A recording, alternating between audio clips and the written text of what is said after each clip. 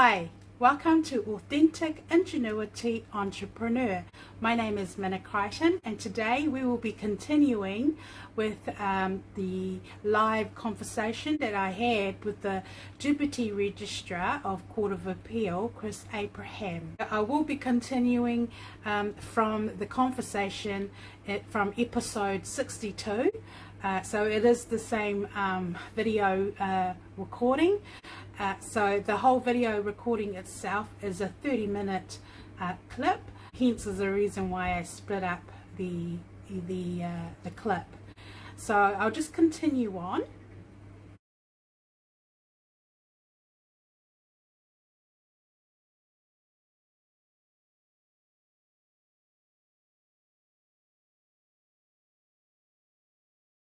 So by this time, at that point of time, the case had been going on now for like 25 months. So you can just, if you listen to my tone of voice, I was so frustrated by this time because I knew that I'd done everything correctly, but I was just up against the public scrutiny and all the opposition that I was subject to at that point of time and that period when I was doing my court case.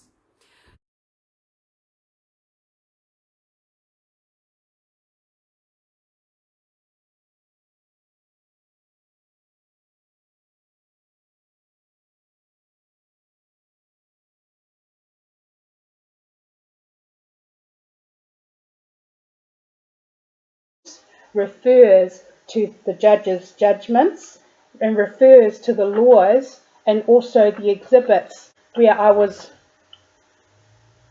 referring my case to, like the actual evidence.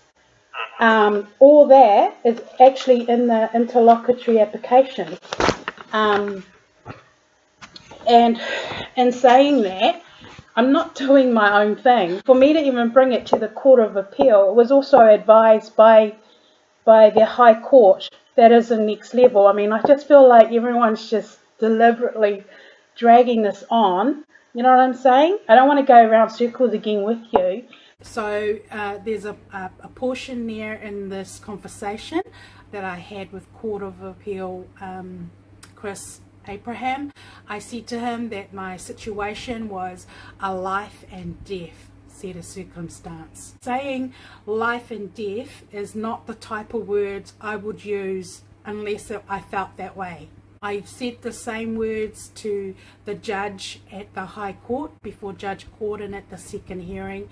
I was in dire strait. The reason why I said that, even though on the surface I looked calm, I looked, normal. I didn't have the reactions of someone that was under duress. But the thing is that I've got emails and I can confirm that the High Court referred, they knew that I was going to take it to the next level. I even told that to Judge Gordon at the last hearing on February, that it wasn't going to stop there, even after telling her at the court hearing at the High Court that my situation was a matter of life and death. And then she still made that decision that she made.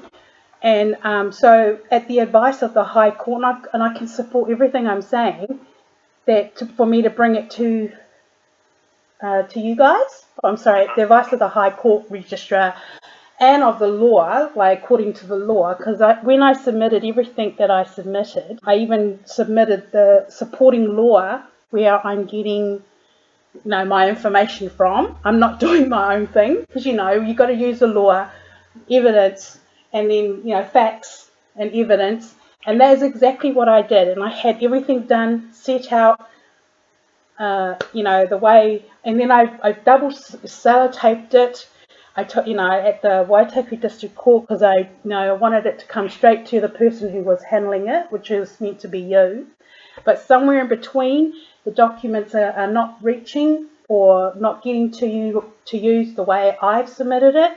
I was fighting for my livelihood, and the public scrutiny and the abuse was over and above. It was a racial abuse, and it was public, it was continuous, it was internal and external, you name it.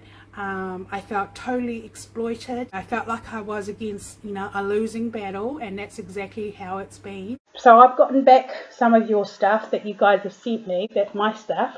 Not all my originals are there, and quite a lot of stuff are missing. So I'm a bit frustrated. This has been going on for 25 years, 25 months. And so right now, oh God, I'm just so frustrated. It's not even funny. I'm just like going down the same cycle with this whole thing, because the judgment clearly indicates that the judge has done exactly the same thing as the other judges have done. Ignored the evidence, ignored my case, and it doesn't look good.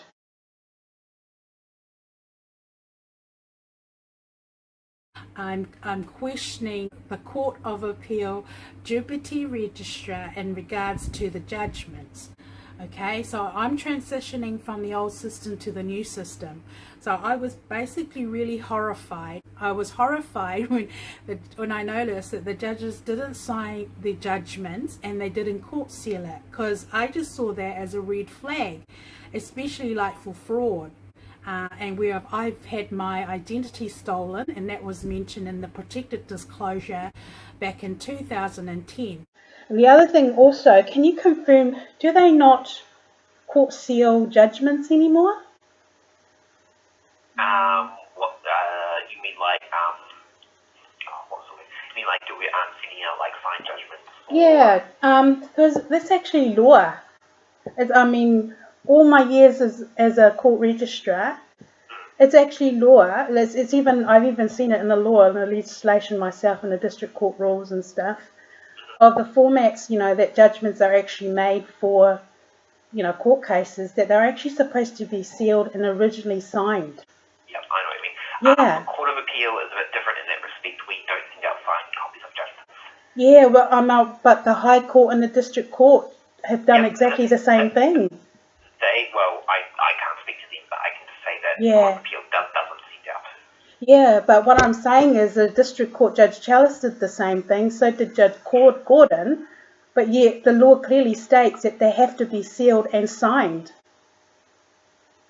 So it kind of contradicts itself when the criminal law, that's fraud. You know what I'm saying? Yeah. I can't. Yeah. So I just thought I'd bring that to your attention, Chris, because that's really, really, really, really important, and it will backfire to you guys later on if this continues. But so I also wanted to let you know.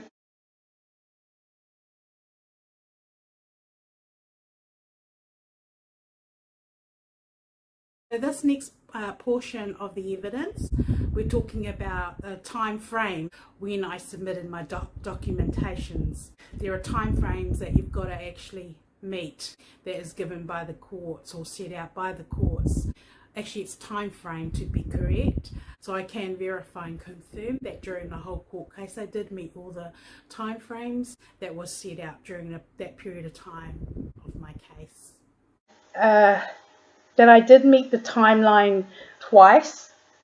This time I'm not meeting the timeline because you guys kind of somewhere took it out this long, and then it's come through, and I can't even explain the emotional stress that comes with it to get my head around it and start again.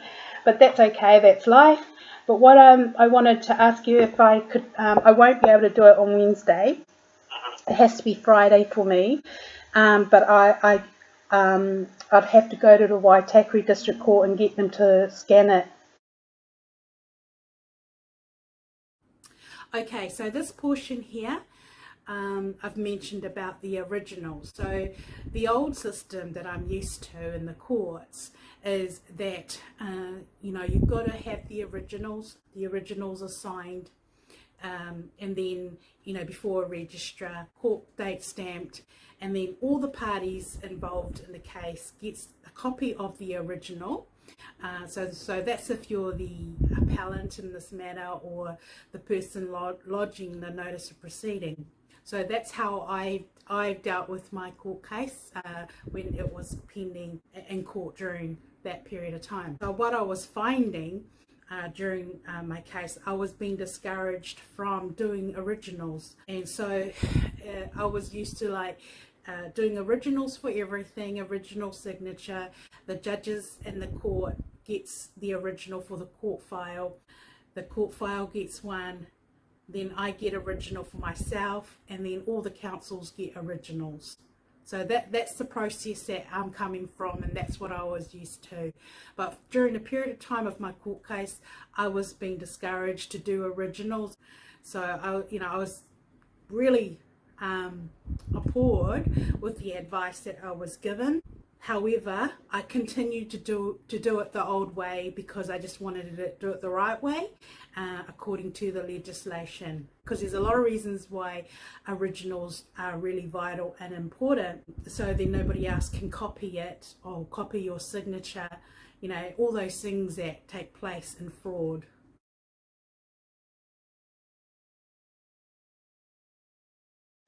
To you, and then send the original on the same day through the Ministry of Justice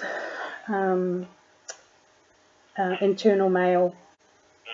Well, there's there's essentially no need to email it to us because we can't accept it. I know. Anyway. Yeah. Okay. Well, I'll put it through to their internal mail. Okay. But I'm still going to get them to scan it and date stamp it, because that's the other problem that I'm finding with the courts.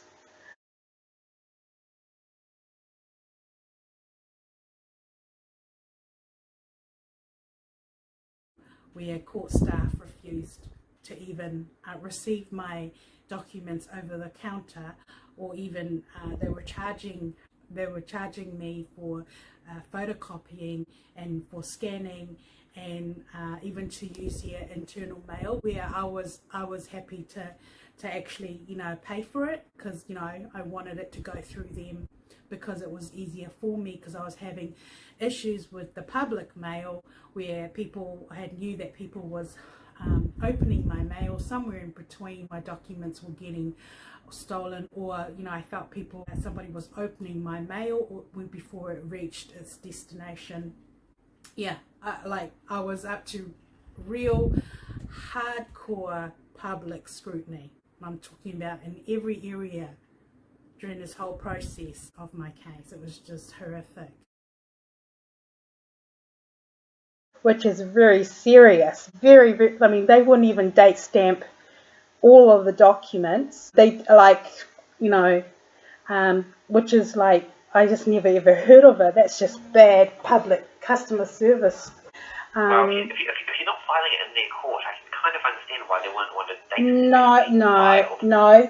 I mean, the thing is, when the appellant or the plaintiff or the counsel, say if I was a counsel, when they lodge an application at the counter, they have to submit application, the originals, and it's law.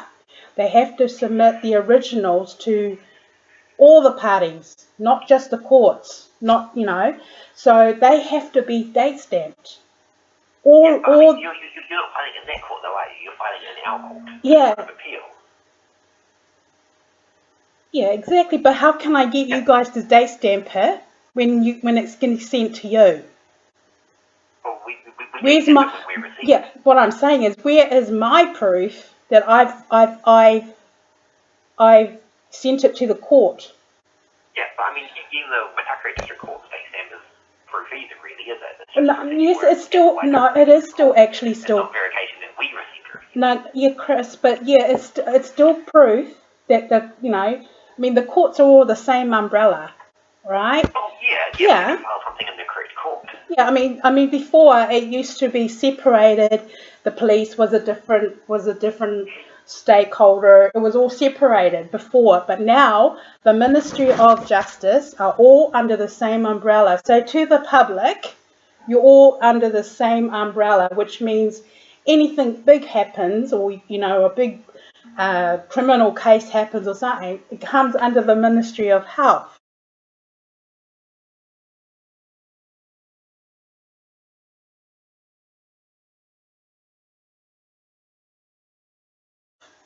So what I'm trying to say is, if I'm to submit, because you're all the way in Wellington, I'm all the way in Waitakere, and with no, I have no faith in the court system. They've said that, I have sufficient evidence to prove that you guys have lost my documents, that you guys have lost my exhibits.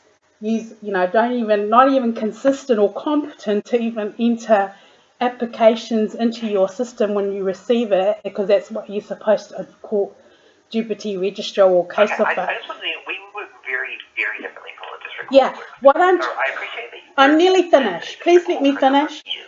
Chris, I'm nearly finished. The Court of Appeal works very differently. Yeah. So I understand what you're... doesn't exactly give you a lot of insight into how our court works. I'm nearly finished, Chris. What I'm trying to say is, on the public view, because that's what I'm coming from as a customer, as a public view, keeping in mind the courts is a public, it's a public taxpayers, it's not a private thing, it's a public, court. The courts belongs to the public. So what I'm trying to say is, okay, you are all the way in a court of appeal in Wellington. Yeah. I want to get my stuff to you, but I still need proof that what I say I did. So the only way I can prove that is to get the Waitakere District Court to put the date stamp, scan it to your office, and then send the originals in the mail. You know what I'm saying? So yes, you don't operate until you receive the originals, but then my security for me is that I can say yes to the councils, yes to the judge, yes to the court file, yes to the case officer, that on such and such date, the courts received my application, scanned it. I mean, that's just using your initiative. You know what I'm saying? Because things get lost all the time.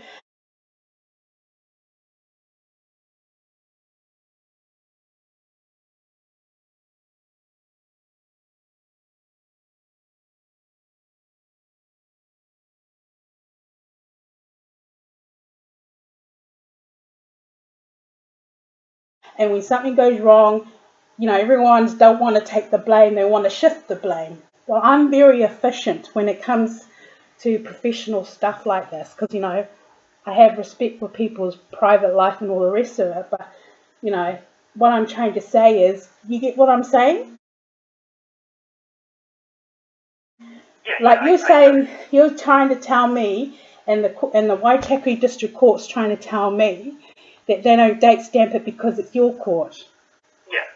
That's not good enough. I've had that argument with them. They've done that to me, and I've actually asked for a manager, but then they support each other, and they refuse. They actually refuse to receive it. So I guess my next evidence would be I have to record them refuse my application in case it gets lost somewhere, and then you get back to me and say, I never got it. You know what I'm saying? Well, I mean, what a lot of other people do is they courier it straight to us, and then they can use the courier track and trace, and they can use that as verification that it was dispatched on this date, and then you can do a track and trace, see where it's at, and you can get verification when it's delivered. So, I mean, that's another possibility.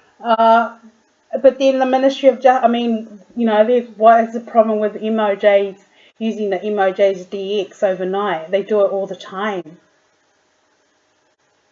What's wrong? Yeah, well, I mean, I can't speak to Waitakere District Court, but couriering it is another option. Yeah, I know that, but I don't feel this is, the courts is a public service. It's a public, it's what it's for. Without it, we can't. But, I mean, that only goes so far. Expecting ministry to cover your postage fees. Well, I'm willing. But I'm willing to pay for that if you want me to pay for you guys to scan it and send it to them. I was willing to pay for your envelope, but I don't. I just, it's just ridiculous. I mean, how much does it cost for a blimmin' envelope?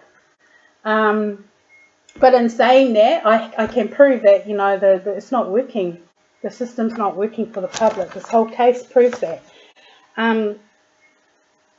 So how am I supposed to prove that I sent my stuff to you? on Friday if they reject me? Sorry, what was that? How am I supposed to prove? I guess the only way I can prove it really is to record my conversation with the deputy registrar at the counter. Well, you mean so if they don't want to send if the Waitaki District Court doesn't want to send you documents on Friday, Yeah. and you have to courier it, Yeah. well then you could just once you courier something, then you can have your record of having to courier it. You've got your track and trace number, and you can follow it through and see what's delivered. Most couriers are overnight, so if you courier it on Friday, it should get here Monday, Tuesday at the latest.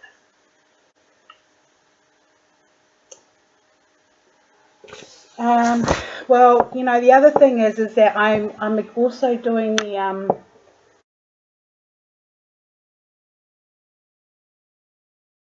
This next portion of the clip, I'm now talking about the waiver fee. So the waiver fee for members of the public to use if you're under financial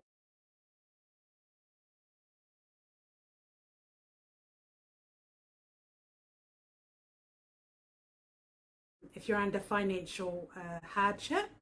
So the waiver fee is what you would use if you need help, if you were under financial hardship. So I can confirm and verify on this clip that all my applications on the times when I've needed to use the waiver fee, I had attached a waiver fee form to pay for my documents or to pay for my court case.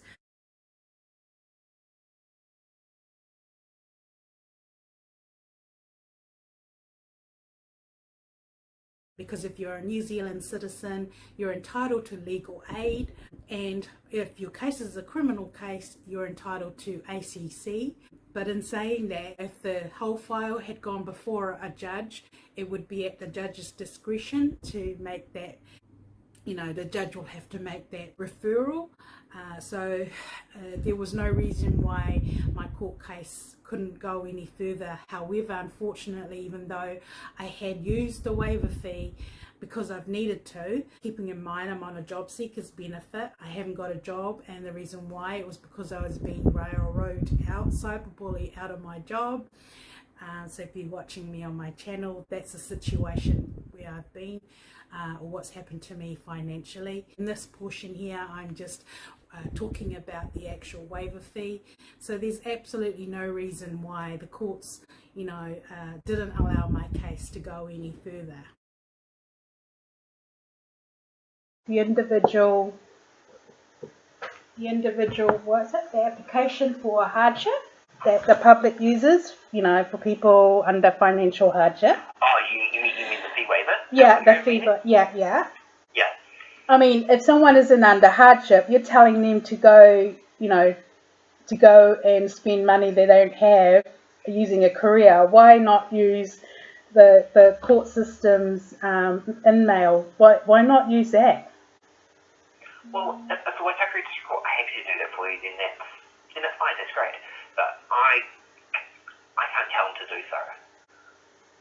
Yeah, I know. You'll need to have with them, that's all. Yeah. No, that's fine. Other opportunities if that doesn't work out. Okay, you do realise I've told you guys, even the High Courts knew all about this, that this case has actually gone public because I'm forced to.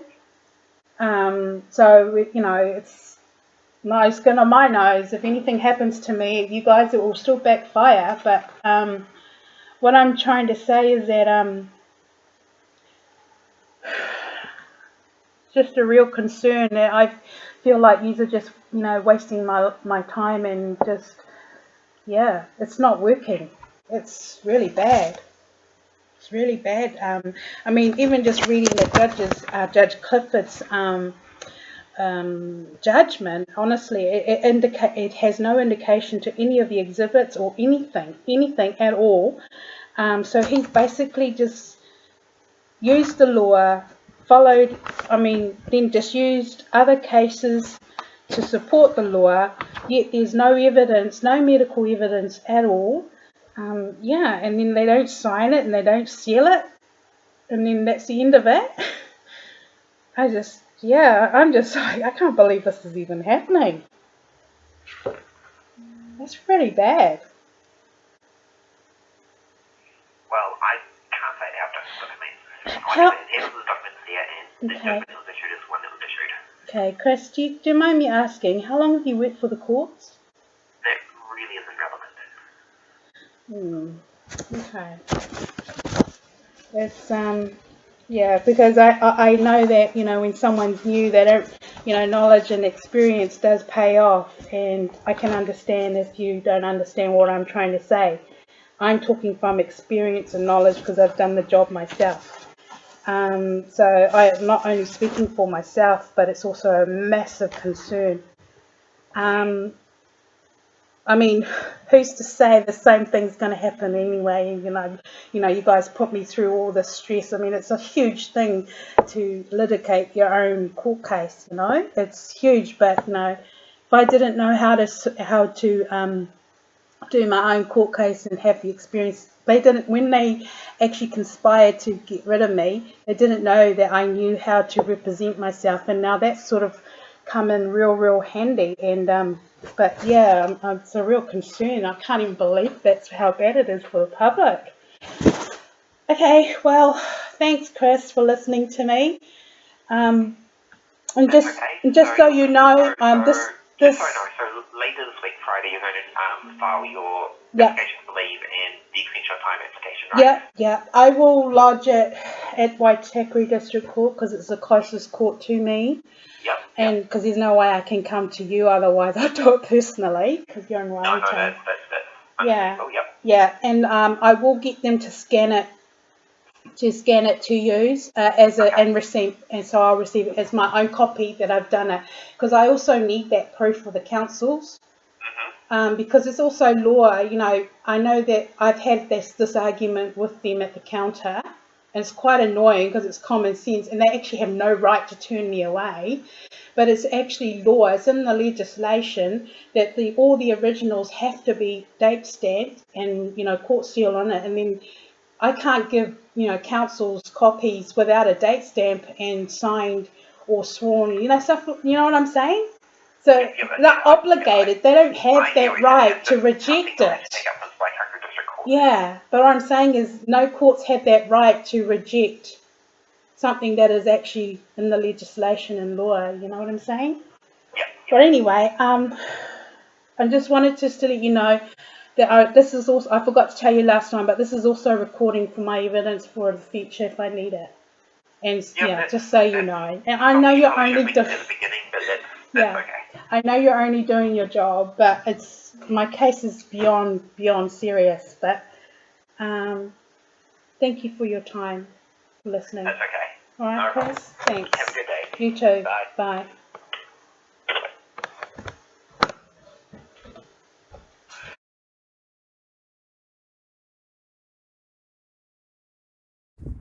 So the Court of Appeal Registrar declined my application.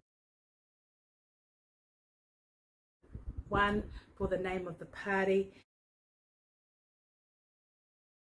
and the other one was meeting the time frame, which I did.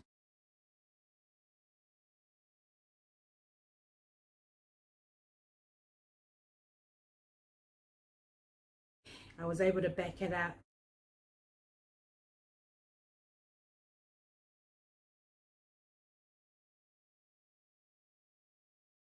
Because this issue was addressed by Judge Chalice, and it was confirmed and acknowledged in her judgment. She had actually set a separate hearing date for the 20th of July 2017 to have the names of the parties amended after winning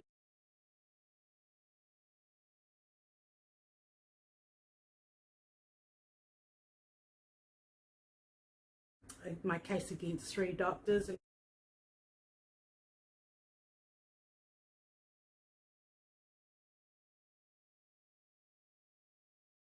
Everything gets cancelled until the actual appeal gets resolved at the High Court. But you can have all that resolved at the High Court, that's what I was hoping to happen.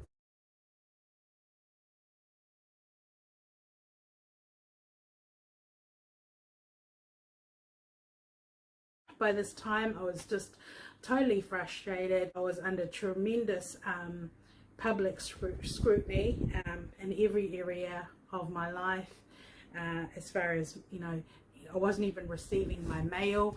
If I felt like there was a third party, that my mail was getting redirected elsewhere, and if there was a proper investigation into my profile, they'd be able to pick up that, I kept complaining about my privacy or me not getting my mail. You ask the parties involved how you want your mail sent, but they still sent it out. Or if I do get my mail, sometimes it looked like somebody had opened it, or it doesn't reach its destination. So that's the kind of problem that I've had historically since I lost my privacy. I had issues also with getting the courts to even scan my documents to the case officers. That was an issue from time to time. There were different times that I had to use the warehouses or the public, the shops where they do scanning. They're able to scan your documents to your email. I've had to use that from time to time. However, I didn't find that for someone like myself who had lost their privacy, and you feel like you've been exploited by whoever was behind the exploitation or human trafficking. I didn't feel safe using that system where I had to go and ask, the warehouse or stationary warehouse. I used one in New Lynn, and the other one was in Henderson, and I'd ask them to scan it to my email. I didn't feel any security in that at all, but I had no choice, because these are your very private, confidential information, and you're scanning it. It stays in their computer, and I've asked them, well, what do you guys do? That's really private, confidential information, especially when you've had problems with stalking, which I have definitely been having problems with stalking.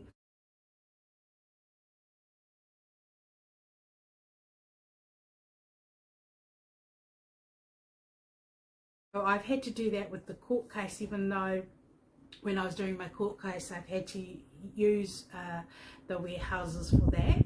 I recommend not to do it, but it was just a financial situation I was in. I had no choice, but there are other times where I was persistent, and I had to, have it out with the courts that, I needed them to, for extra privacy for my staff to go through the courts to the case officer. But even in saying that, even though I was using the internal mails with the courts, my exhibit somehow still ended up going missing. And the case itself was still sabotaged, and that's quite obvious with the outcome of this whole case. So I will continue on with the evidence, and I'll see you in the next clip.